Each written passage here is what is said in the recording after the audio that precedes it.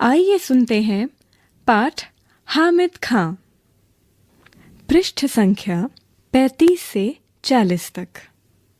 तक्षशिला, पाकिस्तान में आगजनी। समाचार पत्र की यह खबर पढ़ते ही मुझे हामिद खां याद आया। मैंने भगवान से विनती की, हे भगवान, मेरे हामिद खां की दुकान को इस आगजनी से बचा लेना। अभी 2 साल ही तो बीते हैं जब मैं तक्षशिला के पौराणिक खंडहर देखने गया था। एक ओर कड़कड़ाती धूप, दूसरी ओर भूख और प्यास के मारे बुरा हाल हो रहा था। रेलवे स्टेशन से करीब 1.25 मील की दूरी पर बसे एक गांव की ओर निकल पड़ा।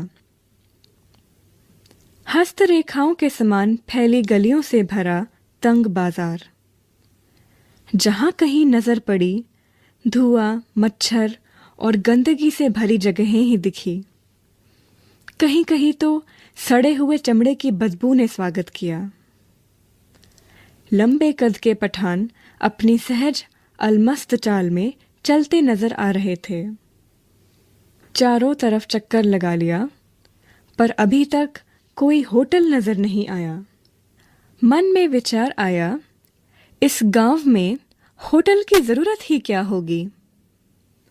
अचानक एक दुकान नजर आई जहां चपातियां सेकी जा रही थी। चपातियों की सोंधी महक से मेरे पांव अपने आप उस दुकान की ओर मुड़ गए। अपने अनुभवों से मैंने जान लिया था कि परदेश में मुस्कुराहट ही रक्षक और सहायक होती है। सो मुस्कुराते हुए मैं दुकान के अंदर घुस गया। एक अधेड़ उम्र का पठान अंगीठी के पास सिर झुकाए चपातियां बना रहा था। मैंने जो ही दुकान में प्रवेश किया, वह अपनी हथेली पर रखे आटे को बेलना छोड़कर मेरी ओर घूर घूर कर देखने लगा। मैं उसकी तरफ देखकर मुस्कुरा दिया।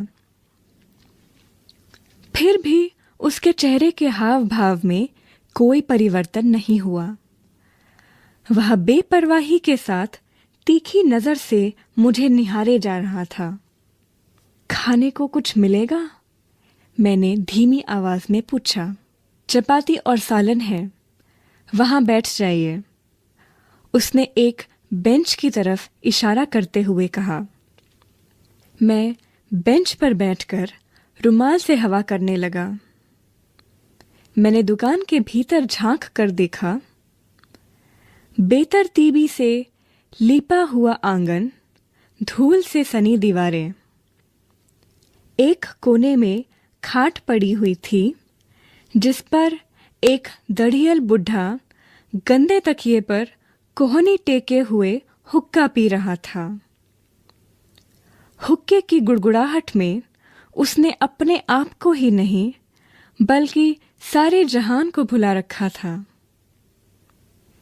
भाईजान, आप कहाँ के रहने वाले हैं?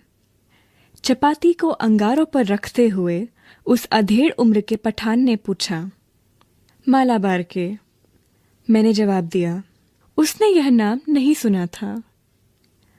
आटे को हाथ में लेकर गोलाकार बनाते हुए पूछा, यह हिंदुस्तान में ही है ना? हाँ, भारत के दक्षिणी छोर, मद्रास के आगे। क्या आप हिंदू हैं? हाँ, एक हिंदू घर में जन्म लिया है। उसने एक फीकी मुस्कुराहट के साथ फिर पूछा, आप मुसलमानी होटल में खाना खाएंगे? क्यों नहीं, हमारे यहाँ तो अगर बढ़िया चाय पीनी हो या बढ़िया पुलाव खाना हो तो लोग बेखटके मुसलमानी होटल में जाया करते हैं। वह मेरी बात पर विश्वास नहीं कर पाया। मैंने उसे गर्व के साथ बताया, हमारे यहाँ हिंदू मुसलमान में कोई फर्क नहीं है, सब मिलजुल कर रहते हैं। भारत में मुसलमानों ने जिस पहली मस्जिद का निर्माण किया था वह हमारे ही राज्य के एक स्थान कोडोंगलूर में है। हमारे यहाँ हिंदू मुसलमानों के बीच दंगे नहीं के बराबर होते हैं। उसने मेरी बात को बहुत ही ध्यानपूर्वक सुनकर कहा, काश मैं आपके मुल्क में आकर यह सब अपनी आंखों से देख सकता। क्या आपको मेरी बात पर विश्वास नहीं होता? मैंने पूछा। मुझे आपकी बात पर तो पूरा यकीन हो गया है, पर मैं इस पर ईमान नहीं कर सकता कि आप हिंदू हैं, क्योंकि यहाँ कोई भी हिंदू आपकी कही हुई बातों को इतने फख्र के साथ किसी मुसलमान से नहीं कह सकता। उसकी नज़र में हम आतताइयों की औलादे हैं। हमें इस हालत में अपनी आन के लिए लड़ना पड़ता है। यही हमारी नियति है। उसकी आवाज में सच्चाई कूट कूट कर भरी थी। आपका शुभ नाम? मैंने पूछा। हामिद खां। वो जो चारपाई पर बैठे हैं वो मेरे अब्बा जान हैं। अच्छा, आप 10 मिनट तक इंतज़ार कीजिए, सालन अभी पक रहा है। मैं इंतज़ार करने लगा। अरे ओ अब्दुल, हामिद खां ने जोर से आवाज लगाई। एक छोकरा दौड़ता हुआ आया जो आंगन में चटाई बिछाकर लाल मिर्च सुखा रहा था।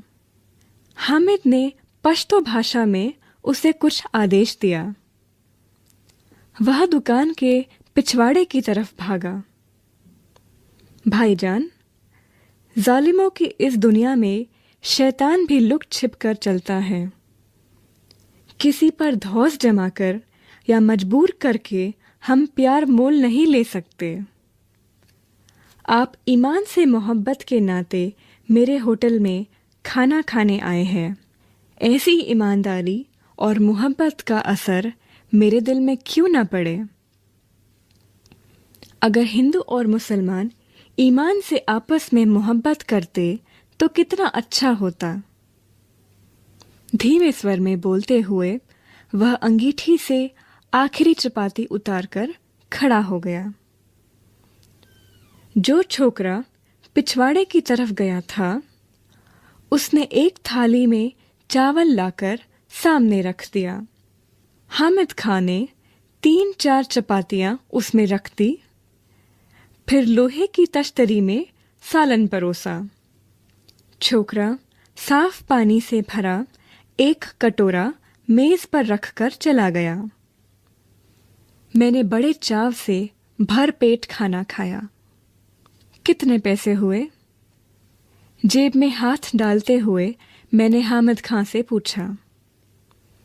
मुस्कुराते हुए हामिद खां ने हाथ पकड़ लिया और बोला, भाईजान माफ़ कीजिएगा, पैसे नहीं लूँगा। आप मेरे मेहमान हैं।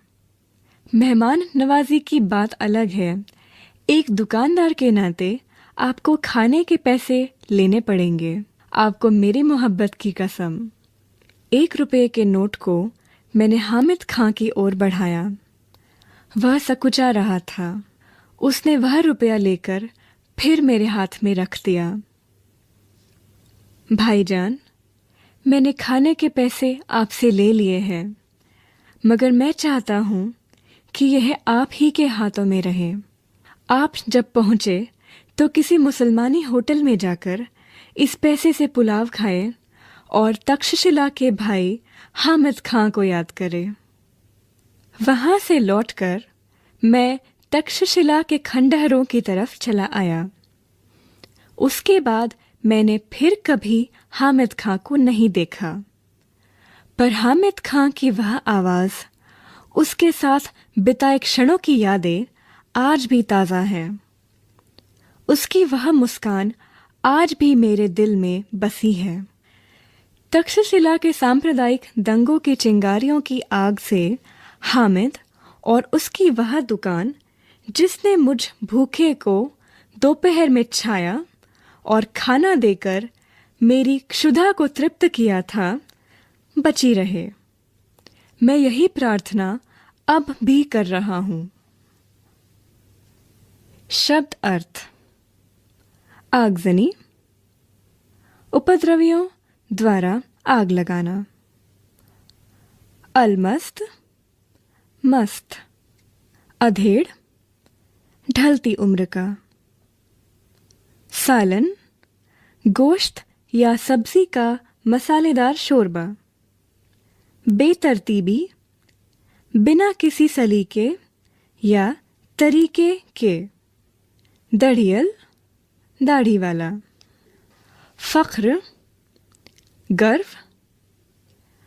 आतताइयों, अत्याचार करने वाले। नियति, भाग्य। पश्तो, एक प्राचीन भाषा। चाव से, शौक से। क्षुधा, भूख। तृप्त, संतुष्ट, संतोष। बोध प्रश्न। प्रश्न संख्या 1। लेखक का परिचय हामिद खां से किन परिस्थितियों में हुआ? प्रश्न संख्या 2। काश मैं आपके मुल्क में आकर यह सब अपनी आंखों से देख सकता। हामिद ने ऐसा क्यों कहा? प्रश्न संख्या 3। हामिद को लेखक की किन बातों पर विश्वास नहीं हो रहा था? प्रश्न संख्या 4। हामिद खां ने खाने का पैसा लेने से इनकार क्यों किया? प्रश्न संख्या 5। मालाबार में हिंदू मुसलमानों के परस्पर संबंधों को अपने शब्दों में लिखिए। प्रश्न संख्या 6। तक्षशिला में आगजनी की खबर पढ़कर लेखक के मन में कौन सा विचार कौंधा? इससे लेखक के स्वभाव की किस विशेषता का परिचय मिलता है? संचयन। अभी आप सुन रहे थे ये ध्वनि पुस्तक